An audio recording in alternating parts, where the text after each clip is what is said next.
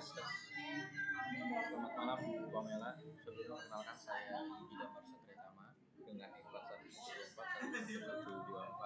dari Teknik Informatika kelas Kamis ya, kelas Kamis. Kali ini saya akan menunjukkan hasil pengerjaan buat saya. Yang pertama itu saya akan menampilkan dari setiap query yang sudah saya buat, yaitu database toko banyak rezeki. Pertama ada table barang, detail order, detail penjualan, karyawan, kategori barang, order pesanan, pelanggan dan supplier, transaksi penjualan dan karya view total per pelanggan. Hasilnya saya akan menunjukkan dari sisi pengontrol.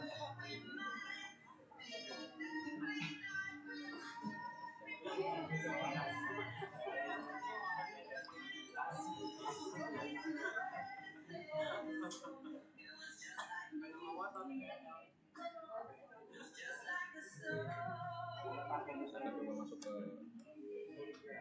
MySQL nya.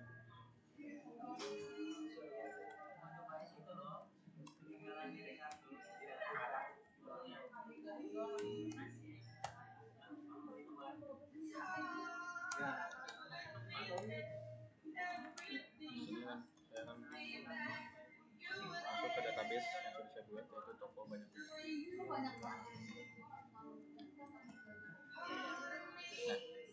setelah itu saya akan coba show table beberapa aja yang sudah saya buat. Ada yang tadi yang sudah saya sebutkan, barang, detail order, detail penjualan, karyawan, kategori barang, order pesanan, pelanggan, supplier, transaksi penjualan, dan view total per pelanggan.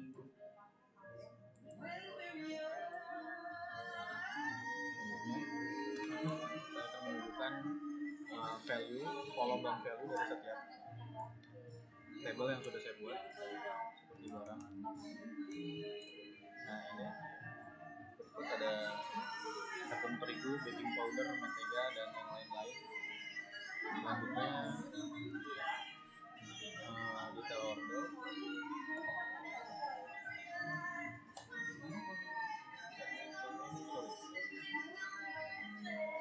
Oh, ini relasi ya, nggak bisa baca. Ini dari karyawan. Nah, karyawan yang sudah saya buat, ID karyawan dengan primary key A01 Dina dan A02 Rani. Selanjutnya ada kategori,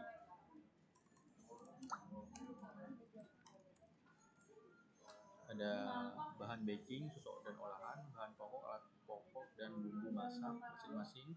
Sudah ada primary key di ID kategorinya. Dan selanjutnya ada pelanggan,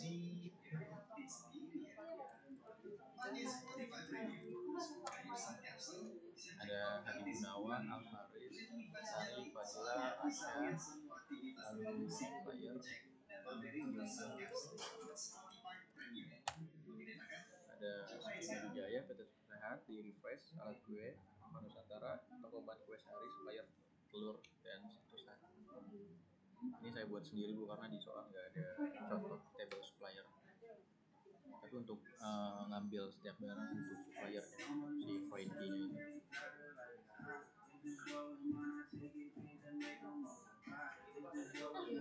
Ini selanjutnya kita akan jelaskan detail di ini. Sini ada barang yang terdiri dari primary key, ID barang, nama barang, ID kategori sebagai foreign key ke kategori barang tadi, ID supplier dengan foreign key ke supplier tadi, lalu detail order. Di sini ada order ini, nomor transaksi per ordernya. Jadi sebagai primary key, nomor order ada foreign key, sebagai foreign key ke arah detail penjualan, ID barang, foreign key ke barang dan kategori barang. Ada detail penjualan di sini. Nah, node kedua sebagai primary key, node transaksi 2 sebagai foreign key, ID barang sebagai foreign key juga. Lalu karyawan, di sini karyawan ada ID karyawan sebagai foreign key, nama, alamat, nomor telepon serta jenis kelamin, dan kategori ID kategori sebagai primary key dan serta kategorinya. Lalu kategori barang, di sini ada ID kategori sebagai foreign key, lalu nama kategori, lalu ada table order pesanan, nomor order sebagai primary key, tanggal order, ID karyawan yang tadi saya buat itu sebagai foreign key, dan ID supplier juga sebagai foreign key. Lalu ada pelanggan, sini ada ID pelanggan sebagai primary key, nama, alamat, nomor telepon, tanggal lahir, nama usaha, dan akun sosial media. Lalu supplier, ini ada ID supplier sebagai primary key, nama suppliernya, alamat, nomor telepon suppliernya, serta bidang usaha atau usaha apa yang dijalankan oleh suppliernya. Lalu yang terakhir ada transaksi penjualan, ada nomor transaksi jual sebagai primary key, tanggal jual, ID pelanggan lagi sebagai primary key tadi, lalu ID karyawan. Terus selanjutnya saya akan mengerjakan nomor 2, yaitu menunjukkan hasil yang sudah diminta oleh nomor 2, yaitu ini ya, saya sudah save sebelumnya. Saya akan coba paste ke ya.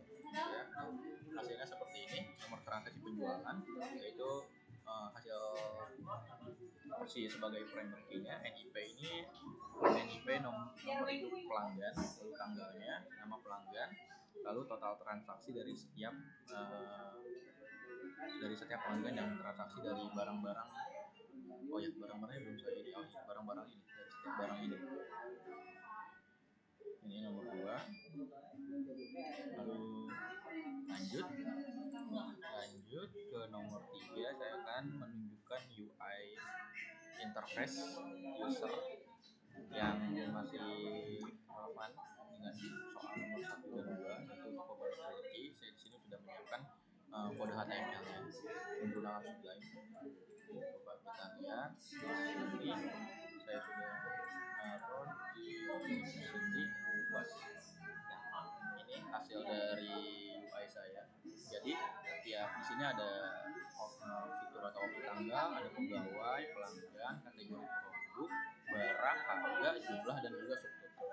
Jadi saya akan contohkan yang pertama tanggal, katakanlah ini kita membelinya di tanggal yang sekarang. Lalu pegawainya ada 2 pegawai sama seperti apa yang sudah saya input di query sebelumnya di XMPP.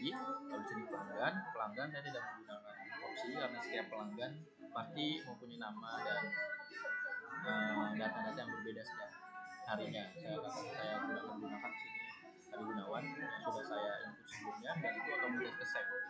Lalu kategori produknya, kategori produk juga sudah sesuai dengan query yang sudah saya buat di XMPP di MySQL. Ada bahan baking, susu olahan, bahan pokok, alat baking, serta bumbu masak.